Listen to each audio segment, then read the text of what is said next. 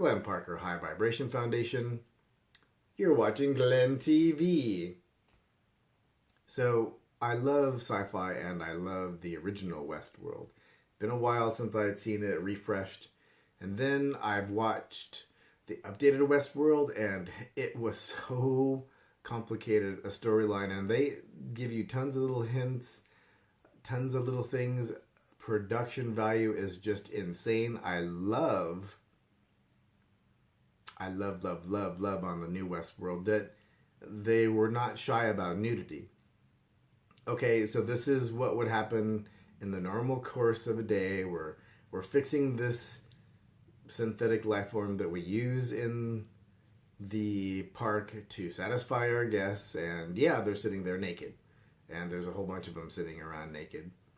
That's appropriate to the storyline. It's not gratuitous. You're not doing it so to get ratings, or you're doing it because this particular actress, oh, that's the first time she's been naked, yay.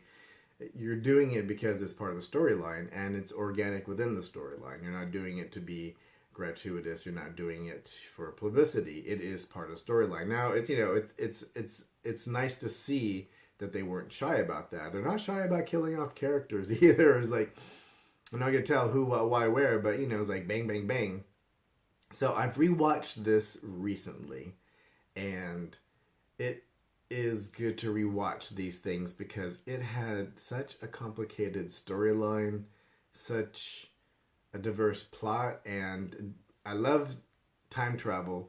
This one has nothing to do with time travel, but they tell the story in time-orientated blocks. And if you didn't catch that while you were watching it the first time and you only realized it at the end, you're like, fuck, I gotta go back and watch that again. So that you can have a better understanding of where you are and what part of the story they're telling you, whether it's a story 30 years ago or it's a story now.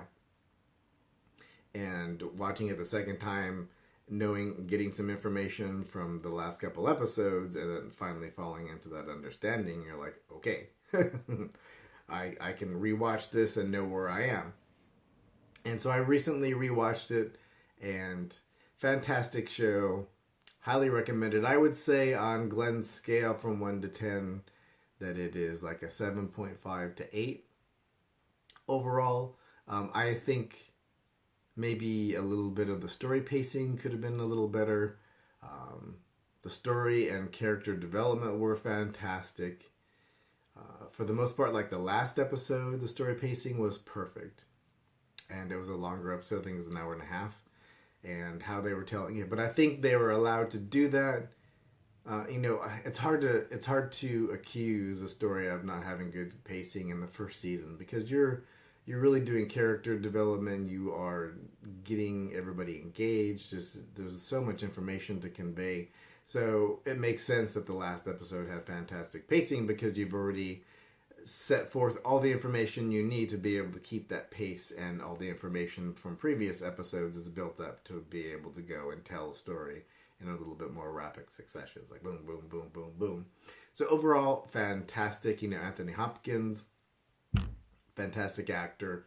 I love the fact that they could get him for the first season, and maybe even the second season. I have no idea, I haven't checked to see if it had been, it has been renewed. I did check, and it was speculated that it would be, it's because production is so lofty, meaning there are so many special effects, there is such density, the sets are just insane and crazy, and they're not afraid to break shit either. Like, they go and break through this big giant glass wall and get blood everywhere and do all this and that. I mean, so resetting a set and getting everything back to zero if you need to reshoot, or when it's time to shoot another scene that it needs to be all good.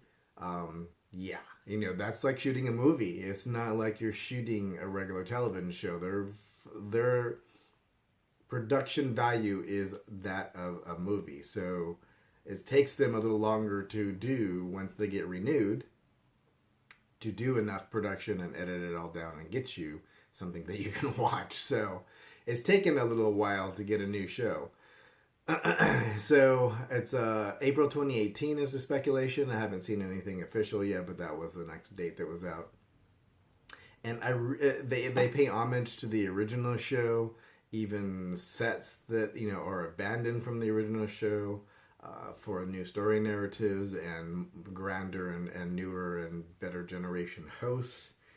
And they call hosts the machines that tend to the guests and that you can shoot or screw or do whatever you want with for the most part, because they're synthetic organisms that are smarter than us so and stronger, and probably the next generation that could inherit the earth. You never know. So they slanted a storyline in many directions, and I love the way that they integrated just the past storylines and the present storylines. Once you really get a grasp of what's going on and what's being presented, whether it's in context of future or present day, it makes a lot more sense. So it is something that is probably a second watch where it makes a hell of a lot more sense, unless you gained a lot of insight or you read some things or you're just extremely clever and you figured it out in the beginning so that you can keep continuity within these things.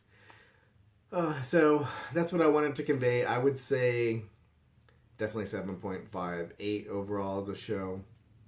Production value is a 10. I mean, they just, for the amount of actors and actresses and casting, everything was fantastic. Production value, as I said, was a movie quality, like you were making Star Wars or Star Trek or any of these types of things. It was just insane.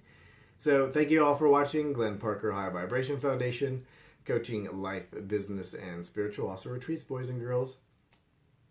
It's always good to spend time with like-minded people to share within their vibration so that you can take that with you for the rest of your days and to have that in your own life. So thank you very much for watching, and I will see you soon. And if you are watching, this is Christmas Day, so Merry Belated Christmas. I don't think I'll post this on Christmas Day, but I was just cranking out some videos on Christmas Day while I had a little bit of time. Merry Christmas.